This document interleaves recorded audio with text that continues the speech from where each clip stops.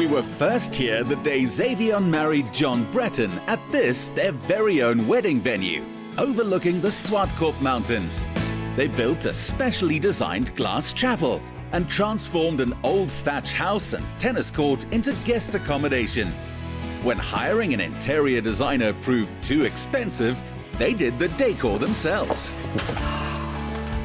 This is exquisite. A chocolate-themed room. This is so on trend. Yeah, so this is the dark suite. You know, my husband and I designed this room to be dark and moody and sort of like that manly kind of touch. And it used to be a thatch building. So instead of knocking the entire roof down, we kind of kept the main structure. And one of the things that I love about doing interiors, I'll always make the walls the same color as the ceiling, just to carry on that beautiful texture, to make sure people feel calm and relaxed. So then are all the spaces like this? No, that would be boring.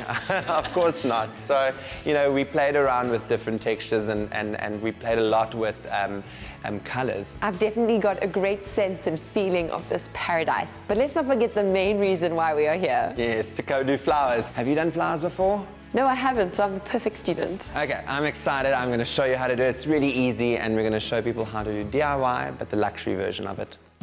The idea was to give a strong basic technique for wedding flowers, a foundation from which to go out and be able to improvise other looks. Do you have a preference when it comes to real or fake flowers? I don't like fake flowers. You know, let's use what Mother Nature grew us. And you don't always have to have fresh flowers. You can use dried products and dried things like this Italian ruscus. This will never ever change its coloration. It will always stay the same. It will always look beautiful. What is the first step for making a boutonnière? So we're going to use cluster roses because they're nice and small. In today's day and age, you know, you don't really get fragrant flowers anymore. You do. But they're grown on such mass, you know, there's only special roses and things that you get that are still fragrant, which luckily we have here today, which are the O'Hara roses, which are beautiful. I flew them in from Kenya. Wow. They're nice and fragrant, so you can smell that one. It's like perfume. I know, it's amazing. So basically we're going to start with this Italian ruscus, which has been bleached. You basically just need to cut a little piece over it. You're going to get your lengths, which are really super easy.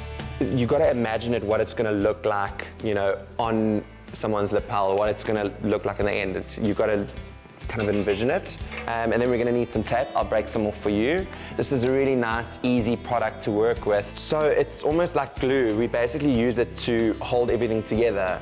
You know, if you don't have that, it's going to fall apart. You literally just put some of it at the top. Use your index finger to sort of have that traction, and you go around once, and you hold the bottom of the stem, and you just kind of twist it all the way down. So is this okay? So it's beautiful, but I wouldn't put the roses right next to each other. So basically, if you put them on two different levels, it creates more texture. So you're just going to grab your tape now, and you're going to tape it. And then you're literally just going to finish it off with some ribbon. Very easy to do at home. Same technique, so you can go ahead and start knitting yours so up. no bow, it's just a wrap. All the way around. You're just going to twist the ribbon in on itself on the end, and then you're going to shove this into, careful. I won't stab you, don't worry. You'll be fine. I can feel it. Ta-da! And then don't forget, you're going to need another pin to put it on someone. Let me put it on you. Otherwise, on the day of the wedding, everyone goes like, there aren't enough pins, and everyone panics, and there's no point in panicking on the day of a wedding. Yay! If you were wearing a suit, it would look even better. Next, the bridal party. So we're going to go with the bridesmaids bouquets now. It's very easy. It's quite simple. You're going to need about like 20 to 30 roses per bridesmaid. That gives a nice sort of size. I noticed that the leaves have already been taken off the roses. We'll do this stem over here just to show you. That's what that little guy over there is for. Flower power. Yes, flower power, but it's a flower stripper. So basically, it's almost like an extension of your hand. There we go. Yeah. Incredible. So I've cleaned them all already for us, so we don't have to waste too much time. Are you ready? Yes, we just Don't be nervous, you're going to be fun. There we go, done. No, not quite yet, but Okay. So that's super. I want everyone to have fun when they do this at home or with their bridesmaids or with their mums, you know. It's going to be nice and simple. You can start with one rose and we're just going to keep adding onto it so it has a nice little ball kind of finish.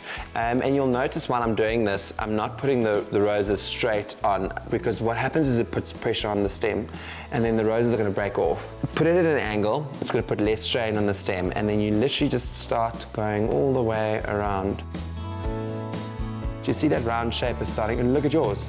It's already looking pretty. It's like a mini version. Yeah, so mini. You're the flower girl, I'm the bridesmaid, the maid of honor. Yeah, and then just keep going around and around.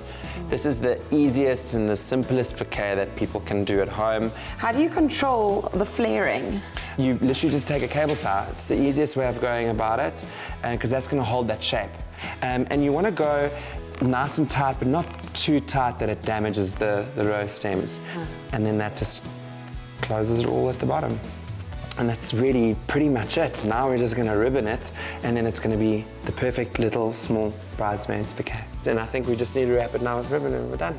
There we go. So you're just going to hold it over there. Once you have traction, you can pull it nice and tight. You've done a lot of high-profile weddings. What is your #1 advice that you give to brides?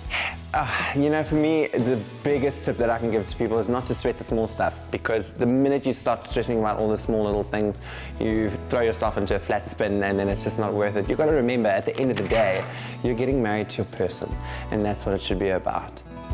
This is for like a ballerina bride. Yeah, this is very girly today, but yeah, you can do anything you want. That's the beautiful thing about flowers. We get any colors and textures and types and styles, so it's all about what you like and what you want for your special day. What is your opinion about colors for weddings? You know, one of the safest things to do for your wedding is to go with the green and white color palette, because that will never go out of style.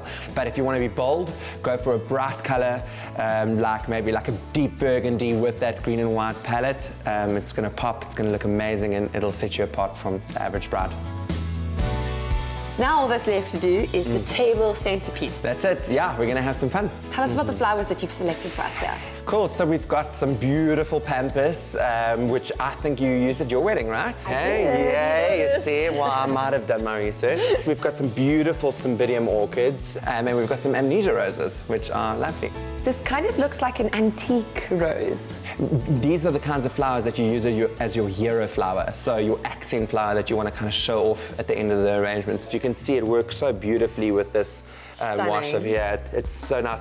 And you don't necessarily need to use the pampas at home. If you want to use greenery, you can go and cut it out of your trees. This grows in the wild, believe it or not. Especially in Joburg, it's all over the place. You can cut it and it lasts forever. You just spray a little bit of hairspray in it and it'll keep the seeds attached, and then you're good to go. Okay, so this one's going to go right in the side at the bottom over there. I wasn't expecting that. I thought they were all going to... Yeah, so you can just grab one. You can put it on this side, facing out this way. And then we're just going to start adding some more. The whole aim of this pampas that we want for this arrangement is we want to cover this oasis as much as possible so people don't actually see, you know, the mechanics. Yeah, so next we're going to just go and add the dried leaves. It's going to look really beautiful. It's going to add that extra texture. Cool, and then the next step is going to be the orchids. So that's these beautiful, beautiful cymbidium orchids. If we cut it over there and over there, see we've got 2 stems now. For me, if you can't see a flower, there's no point of it being there. Every single flower that you put into an arrangement needs to tell its own story. I'm feeling a bit lost as to where to put this one. Maybe okay, this like one you that. can put, that's perfect. So trying I'm very to happy. balance out the height balance a little that. bit. Mm-hmm. Is it? Yeah. That's only 3 stems of those cymbidium orchids. Now we're going to go and fill with our roses. Remember with these roses, you want to cut it at an angle, so it's almost like a spear. It goes into the oasis easier. Yeah, that looks beautiful. And that's the biggest secret that I wanted people to know, is that you don't necessarily have to buy only expensive flowers. And then when you spend on luxury flowers.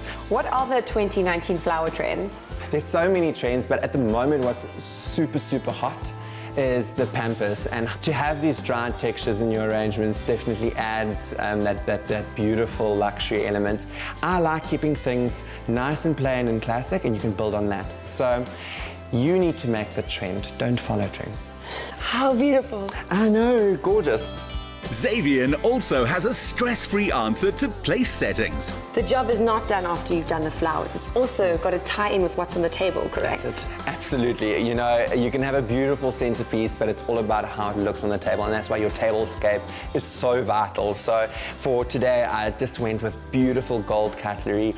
We went for glass underplates with a beautiful gold rim, and then just to tie it off, that ribbon on top is our beautifully custom made and custom printed napkins that just tied in that color palette. So in the end of the day, it just works together.